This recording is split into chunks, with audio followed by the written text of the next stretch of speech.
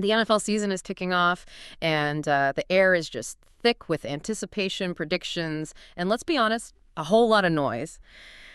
How do you cut through all that static to truly understand what's really happening on the field, beyond the highlight reels and the hot takes? Yeah, that's exactly what we're trying to do today. We're cutting through that noise for you. We've basically distilled the most important nuggets from a whole stack of sources: PFF roster rankings, fantasy previews, expert analysis from NFL.com, VSIN, places like that. The goal is really to give you a shortcut, to get you truly well-informed about the 2025 NFL landscape, help you spot those kind of aha moments. Exactly. We want to equip you with the insights that make you feel like you've got a bit of a head start, really understand the dynamics under the surface. We'll look at surprising power shifts, unexpected team strengths, weaknesses too, critical week one matchups for, your fantasy teams, and definitely the rookies poised to make a difference right away. And as we go through this, let's maybe keep one idea simmering in the background, this concept of strength of record. So instead of just wins and losses, thinking about how a team's performance, especially early on, is kind of weighted by who they play, it's maybe a deeper way to gauge who the real contenders are. So yeah, let's unpack this. Okay, let's do it. Starting with that big picture view. Yeah. The shifting landscape of power in the league, the PFF roster rankings, which, grade every player, every snap, they really highlight some pretty dramatic changes from last season. Oh, it's definitely striking when you look at it. First off, the defending champs, the Philadelphia Eagles, they're holding on to that #1 spot in the PFF rankings, and that's despite losing several key players in free agency. It really speaks to their core strength, doesn't it? It does. Their consistency is one thing, but what's maybe even more fascinating is the flip side. Last year's #1 team, the San Francisco 49ers, they've plummeted all the way down to number 14 in this year's PFF rankings. 13, wow. Yeah. Trading Deebo Samuel, some questions on defense. Yeah. It all adds up.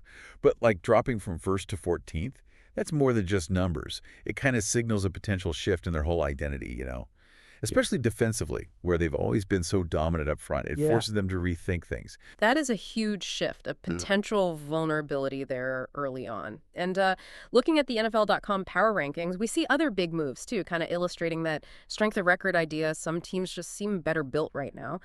The Dallas Cowboys, maybe surprisingly, jumped up 6 spots. Seems like Jerry Jones's whole claim about trading Micah Parsons making them better might actually have some legs, at least according to these rankings. Well, it's definitely an interesting take, especially the Parsons trade part, which we should circle back to.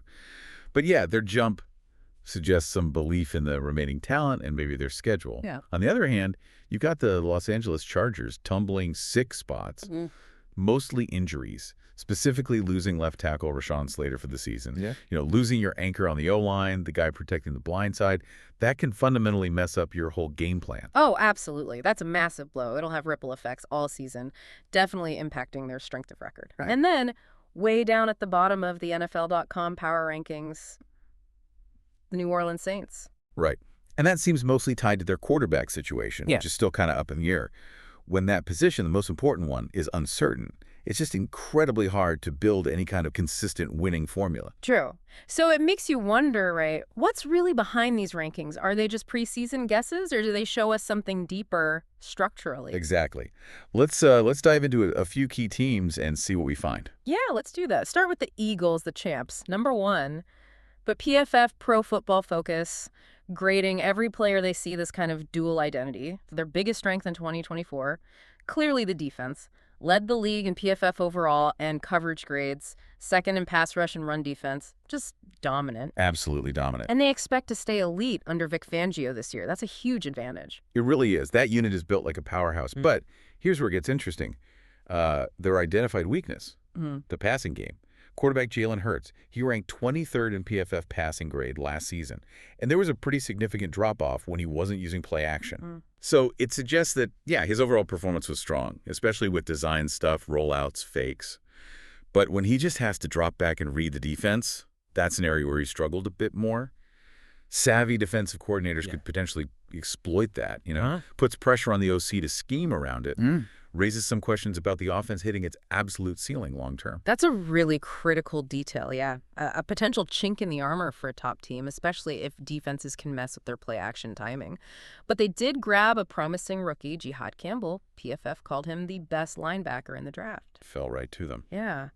known for strong grades across the board, run defense, coverage, pass rush. He could potentially make an impact right away on that already stacked defense. Yeah, great pickup for them, adds versatile depth. Okay, now let's shift over to the 49ers. A bit of an identity crisis, maybe, after that big drop. Their strength is still that elite coverage unit ranked 3rd in the NFL. Fred Warner, the linebacker, he's the spearhead there. 2nd at his position with an 88.4 PFF coverage grade. Just consistently elite against the pass. Yeah. Warner's incredible, total force. But, okay, here's where it gets tricky for the Niners. Their biggest weakness in 24. A surprising regression in run defense. Yeah, that was unexpected. They posted the league's 5th worst PFF run defense grade. That's the first time since, 2018? Right. For a team that prides itself on being physical, stopping the run, that's not just a bad stat. It's like a challenge to their whole identity. It's a huge concern for them, definitely. Yeah. So to try and fix it, they drafted Micah Williams, an EDGE defender, basically a D lineman rushing off the edge, specifically picked to help shore up that run game. He had a really good 86.6 PFF run defense grade in college. Okay. So they're targeting the weakness, but, it remains to be seen if one rookie can really turn around such a big trend. Right, a clear strategic move, but yeah, puts their strength of record kind of under the microscope until we see results. Okay, let's quickly hit some other infantry teams. These nuances are key for week 1. Detroit Lions. Okay, the Lions. They've built their offense on just a dominant foundation, that O-line. Ranked 2nd overall by PFF, led by Penei Sewell, the top tackle. Okay. This isn't just a number, it's like the bedrock for everything they do offensively. Yeah. Enables the run game, the play action. Makes sense. Their X factor, though, Aiden Hutchinson, coming back healthy and playing like he did before the injury. He tied for the team lead with 45 pressures in just 5 games. If he's back to that, it could make their D-front really disruptive. Yeah, that could definitely push them into serious contender territory. Okay, what about the Kansas City Chiefs? Well, despite losing the Super Bowl, their defense actually finished 2024 with the 2nd highest grade. People kind of forget that sometimes because of Mahomes. True. But Mahomes' supporting cast, only rated as average by PFF. Struggles in pass blocking, receiving, even rushing. It kind of shows that even an elite QB like Mahomes needs consistent talent around him, right? Could affect their scoring punch against tougher defenses. That is a bit worrying for an offense so reliant on him. Something to keep an eye on. Buffalo Bills. Bills. Josh Allen won his first MVP, consistently grading above 90.0 PFF overall. Just elite, consistent performance. His brilliance, undeniable. Absolutely. But their defense was among the league's worst, especially in coverage. 2nd worst PFF coverage grade. It's like Allen's trying to carry everything. Wow, that's a stark contrast. Yeah. Their X factor, Joey Bosa. Can he get back to his top-tier pass rushing form after being hurt most of 2024? If he's healthy, he could really lift that defense. Okay, big if there. And finally, the Texans. Texans are interesting. They had one of the best pass defenses, top 10 in PFF pass rush grade and coverage grade. Really solid there. Nice. But their offensive line, among the league's lowest graded, and that got worse when they traded Laramie Tunsil. It's really a tale of two sides of the ball for them. Strong D needing to potentially carry a shaky offense. Okay, so we've got all these big picture trends, these team deep dives, lots of nuances about their real strengths and weaknesses. But what does this actually mean for you, the fantasy manager, or, the savvy but better looking for that week 1 edge? All right, this is where we translate it into something actionable. Let's talk week 1 matchups. Yeah. For quarterbacks, Jalen Hurts against Dallas looks like a great bet for fantasy. Dallas gave up the most fantasy points to QBs last year, and now no Micah Parsons, who's a total game wrecker. Right. Hurts usually plays really well against them anyway. Seems like a spot for a big performance. Yeah, it feels like a prime target, maybe a week 1 lock for a lot of people. On the flip side, who should you maybe avoid? Avoid rookie Cam Ward, the Titans QB. He's facing Denver's top-ranked fantasy defense, and it's a mile high. Oof, yeah. Tough debut. That's just a brutal welcome to the NFL for the #1 pick. A real trial by fire against a defense that can shut people down. Definitely. Okay, running backs. Chuba Hubbard for the Panthers looks promising against Jacksonville. The Jags gave up the 2nd most fantasy points to running backs last season. Hubbard averaged, 4.8 yards per carry? He was an RB12 in half PPR leagues. That means top 12 back, even when catches count half a point, shows his value. And didn't the Panthers O-line grade pretty well in run blocking too, like 7th? Exactly. Makes Hubbard seem like a solid play. Who to be wary of? Maybe Josh Jacobs with the Packers. He's up against a healthier Detroit Lions D-front. They allowed the 3rd fewest PPR points per reception points to running backs last year.